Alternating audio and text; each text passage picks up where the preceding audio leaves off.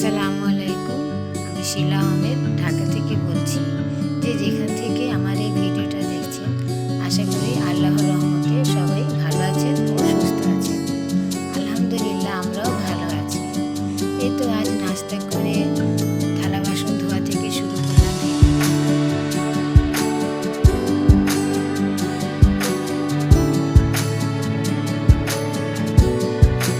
ধনে পাতাগুলো আমি গতকালকেই ধুয়ে পানি ঝরিয়ে এভাবে ঝুড়িতে রেখে দিয়েছিলাম। পরে যে বক্সে করে এভাবে করে রাখলে বেশ কয়েকদিন ভালো থাকে। কয়েকদিন বলতে কি, সপ্তাহ খানিকেরও বেশি যায়।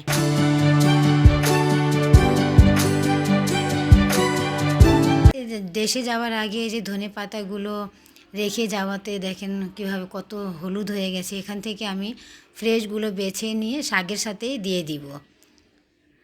শাক আমি রাত্রেই কুটে রেখেছিলাম, এখন রান্না বসায় দিব। এই তো দেশের বাড়ি যাওয়াতে মনে করেন ঘরের অবস্থা একেবারেই খারাপ।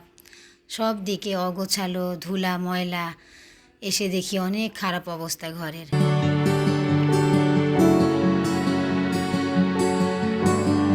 এই জন্য আমি রাত্রে শাক কুটে রেখে দিয়েছিলাম যাতে রাঁধতে সুবিধা হয়। সকালে কুটতে গেলে অনেকটা দেরি হয়ে যায়। বোথা শাক দিয়ে আজকে মসুর ডাল করব, আর চিংড়ি দিয়ে ফুলকপি আলু রান্না করব। এগুলো আমি রাত্রেই কুটে রেখেছিলাম যাতে আমার রান্না করতে দেরি না হয়। আর তার মধ্যে মনে করেন আমাদের যে আপাটা কাজ করে উনি অসুস্থ, ফোন করে রাত্রেই বলছে যে আসবে না, তাই আমি কাজগুলো খুব দ্রুত করতেছি। এর জন্য সকালে নাস্তা থেকে ভিডিওটা দিতে পারিনি, তাই চেষ্টা করলাম দুপুর থেকে ভিডিওটা দিতে। রান্নাঘরের অবস্থা এতই খারাপ ছিল যে আমি কি বলবো, আর রাত্রেই আমাকে পরিষ্কার করতে হলো। যে নোংরা থাকলে মনে করেন নিজের কাছে খারাপ লাগে ওই জায়গায় কাজ করতে। তাই আমি সবার আগে রান্নাঘরটাই পরিষ্কার করে তারপর অন্যান্য দিকের কাজ ধরব। এসে দেখি হলুদ মরিচ সব খালি বয়ম এমনি রাখা ছিল। পরে এগুলা ঢেলে আমি সাথে সাথে ধুয়ে ফেলি। দেখা যায় কি, অনেক সময় একসাথে অনেকগুলো ধুতে নিলে সময়ের ব্যাপার, আর একটা দুটা করে ধুয়ে নিলে অতটা মনে করেন কাজটা ভারী হয় না। এই তো আমি মশলাগুলো ঢেলে দুটাকেই ধুয়ে নিব। কাজটা যতদূর পারি ছোট করে হালকা করে করতে, জমায় করলে কি হয় অনেক সময়ও লাগে, আবার দেরিও হয়। তো কী করবো, একদিকে শাক সিদ্ধ বসায় দিয়ে এর মধ্যে লবণ কাঁচামরিচ দিয়ে ডাল দিয়ে বসায় দিছি। পরে পেঁয়াজ রসুন দিয়ে বাঘারের মতো দিয়ে দিই। সময় কম থাকলে আমি এভাবে, এমনি তো চুলার জাল কম, তার মধ্যে বাসায় অনেক কাজ, জানিনি তো যারাই দেশে যান, দেশের থেকে আসার পরে কত কাজ থাকে। তাই আমি অল্প আছে একদিকে শাক সিদ্ধ বসায় দিয়ে পরে সময় সুযোগ করে পেঁয়াজ কেটে বাঘার দিলাম। তাহলে একটু পানি দিয়ে দিব, মাখা মাখা রাখবো। চাইলে অনেকে ঘন রাখতে পারে, আবার পাতলাও রাখা যায়।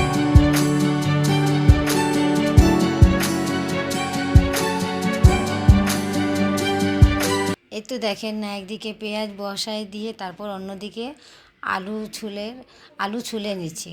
কারণ কালকে শুধু কপি শাক এগুলোই কুটে রাখতে পারলাম, আলু আর কুটিনি, অনেক রাত হয়ে গেছিলো এগুলো কুটতে কুটতে। এগুলো রান্নাবান্না শর্টকাটে করতেছি, কারণ ঘরের সব অগোছালো গুছাতে হবে, তারপর ঝাড়ু দেওয়া মোছা এগুলো করতে করতে দেখা যাবে অনেক সময় লাগবে। তাই আমি রান্নাটা একটু শর্টকাটে করতেছি।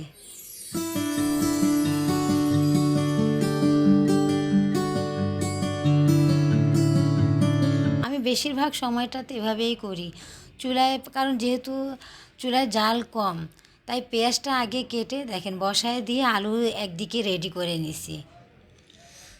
এর মধ্যে দেখা গেল কি পেঁয়াজটাও লাল হয়ে গেল, অন্যদিকে আলুটাও রেডি করতে পারছি।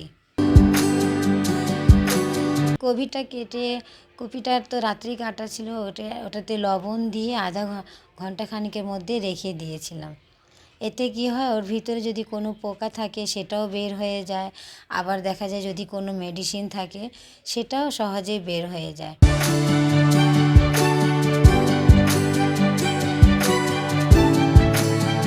পেঁয়াজের সাথে চিংড়ি মাছটা দিতাম, ভুলে গেছি। পরে মনে পড়াতে, তাড়াহুড়া করতে গিয়ে দেখা যায় যে অনেক সময় ভুলে যায় মানুষ, তাই আলুর সাথে পেঁয়াজটা দিয়ে দিলাম। আলু ভাজতে ভাজতে দেখা যাবে যে পেঁয়াজটাও ভাজা হয়ে যাবে।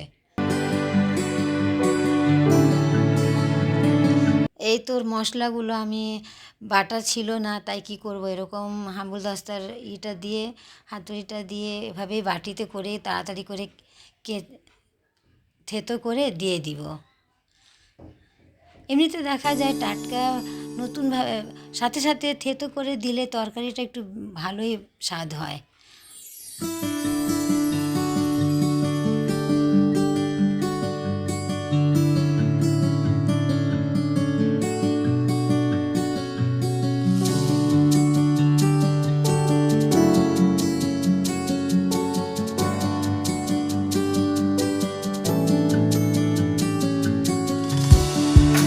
এই তো দেখেন থেতো করা হলো, বাটিটাও কোনো হয় নাই, কোনো রকম নষ্ট হয় নাই।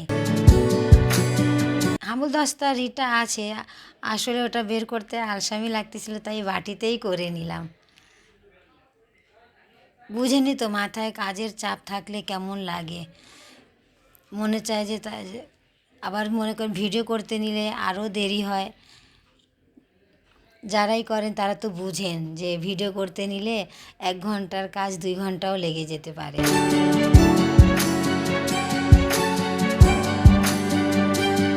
আমার ভিডিওতে যদি কোনো ভুল ত্রুটি হয়ে থাকে তাহলে আপনারা প্লিজ প্লিজ প্লিজ ক্ষমা সুন্দর দৃষ্টিতে দেখবেন। কারণ আমার ভিডিও আমি জানি যে সেরকম ফিনিশিং হয় না, সেরকম ক্লিয়ার হয় না, তারপরে আমি চেষ্টা করি, যেহেতু শখের জিনিস, শখ করতেছি তাই ভিডিওটা করি। তাহলে একসময় দেখা যাবে কি করতে করতে ভালো একসময় হয়ে যাবে। আপনারা যদি করেন, আমাকে হেল্প করেন, তাহলে তো কোনো কথাই নেই। আপনাদের সাহায্যতেই আমি একসময় ভালো ব্লগার হতে পারবো।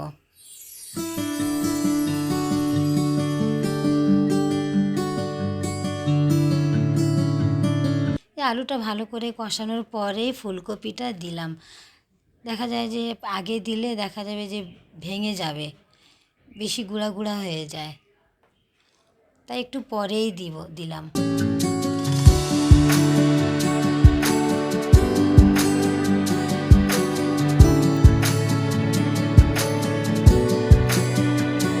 এই তো চুলায় তরকারি দিয়ে এবার চলে যাব অন্যান্য চুলায়, একদিকে ভাত অন্যদিকে তরকারি দিয়ে চলে যাব অন্যান্য কাজে। এটা যে দেখালাম এটা আমি দেশের বাড়ি থেকে নিয়ে এসেছি, এটার নাম কি আমি বলতে পারতেছি না।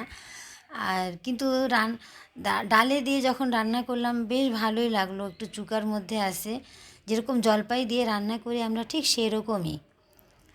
আর কাটার সময় মন লাগলো যে যেরকম কামরাঙ্গা হয় ভিতরের ডিজাইনটা এরকমই। এটা যে কোনো মাছের তরকারিতে বা ডালে দিয়ে খাওয়া যায়। এই তো তরকারি যখন হয়ে আসলো তখন এটা দিয়ে দিলাম কেটে। দেশ থেকে আনা ছিল তাই আপনাদের সাথে একটু দেখালাম। কিন্তু আমি নাম বলতে পারি না, এটার নাম বলছে আমার ছেলে বউ, কিন্তু ভুলে গেছি আমি। এই তো 2 চুলায় রান্না দিয়ে তাড়াহুড়া করে দেখেন চলে আসলাম সব পরিষ্কার করতে।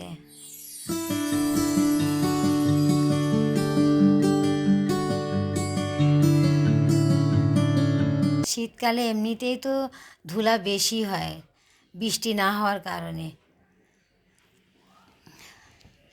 শুষ্ক মৌসুম তো, তাই ধুলার পরিমাণটাও বেশি। অন্যান্য সিজনের চাইতে এই সিজনটা একটু ধুলাটা মনে হয় বেশিই দেখা যায়।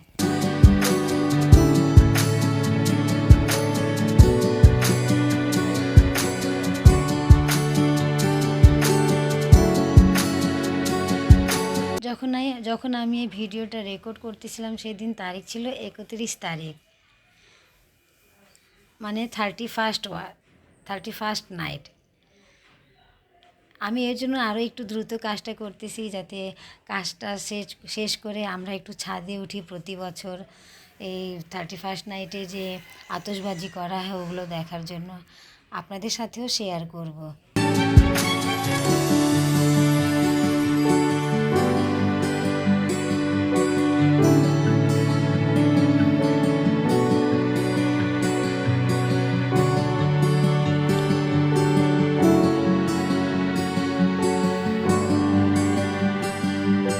বাসায় থাকলে প্রতিদিন মোছার পরেও মনে করেন এত ধুলা হয়, তার মধ্যে মনে করেন এতদিন ধরে আমরা ছিলাম না, আর কি অবস্থা হয়েছে ঘরের, মানে যেদিকে তাকাই সেদিকে শুধু ময়লা আর ময়লা। তার মধ্যে মনে করেন কাজের যে আপাটা ওনারা না আসলে আরও মনে করেন কাজের চাপ বেড়ে যায়। ওনারা আসলে কি হয়, ওনারা যদি একটু ঝাড়ু দেওয়া ঘর মোছায় ওনারা যদি করে নেন তাহলে বাকি অন্যান্য কাজ আমরা একটু আগায় যেতে পারি। ওনারা না আসাতে ওই কাজগুলো এখন আমাকেই করতে হবে। তাই আমি মনে করেন এর জন্য আরও অনেক দ্রুত কাজগুলো করতেছি আর আপনাদের সাথেও শেয়ার করতেছি বা সব কাজগুলো। মন তো চায় যা করি সবগুলোই দেখাই, কিন্তু এতটুকু সময়ের ভিতরে সবগুলো তো দেখানো সম্ভব না। তারপরেও চেষ্টা করি যে আমি লাইফস্টাইল ব্লগে যা যা করি সবটুকুই দেখানোর। হয়তো এখন ওরকমভাবে পারি না, এক সময় চেষ্টা করব যে সবগুলোই দেখানোর অল্প অল্প করে।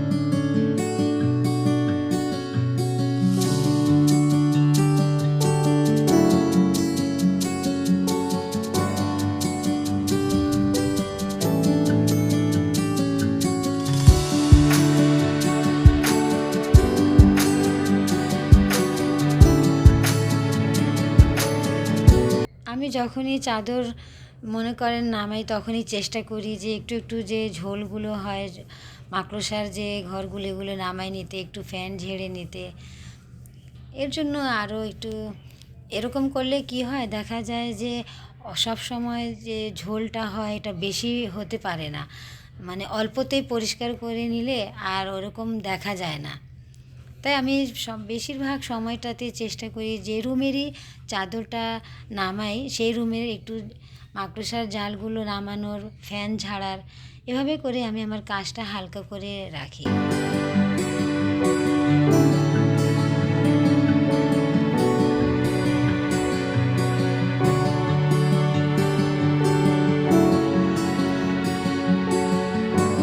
এরকম করলে দেখা যায় কি সবসময় ঘর পরিষ্কার দেখা যায়, ঝোলের মাকড়সার জালিটা দেখা যায় না। মাকড়সার তো মনে করেন সপ্তাহখানেক 15 দিন যেতে না যেতে ওরা আবার জ্বালা বাঁধে, আর ধুলা তো প্রতিদিন আছেই।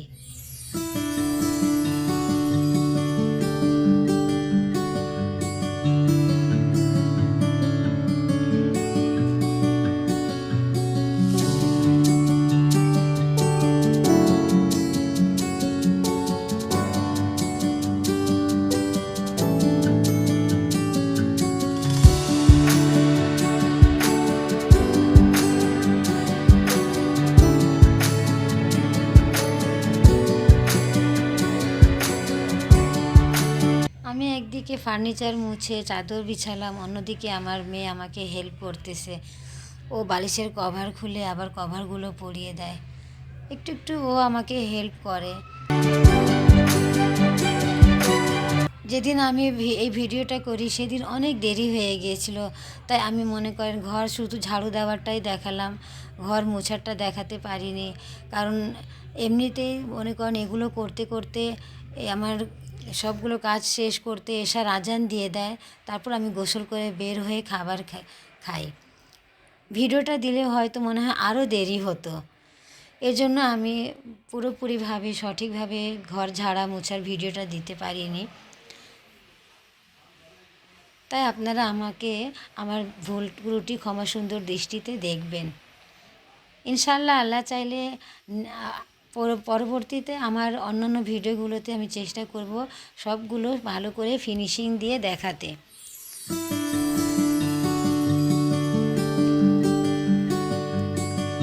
এই তো দেখেন, এখানে ফার্নিচার মুছে আমি চলে গেছি ওই রুমে, বিছনাটাও ঝাড়িনি। পরে যখন এই রুমে আবার আসলাম, তখন মনে আসলো যে ফার্নিচার তো মুছলাম, বিছনা ঝাড়িনি, তখন আবার বিছনাগুলো ঝাড়লাম। এই তো তাড়াহুড়া করতে গিয়ে যে কত যে ভুল হয় তার কোনো হিসাব নেই।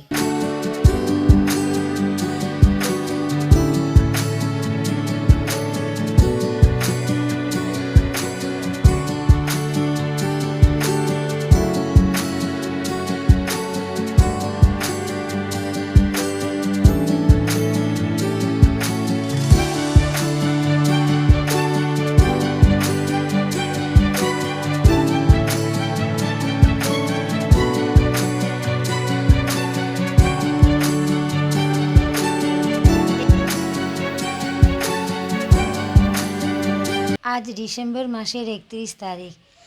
কিভাবে আমাদের জীবন থেকে আবারও একটি নতুন বছর আবারও একটি বছর চলে গেল, আরেকটা নতুন বছরে আমরা পদার্পণ করব।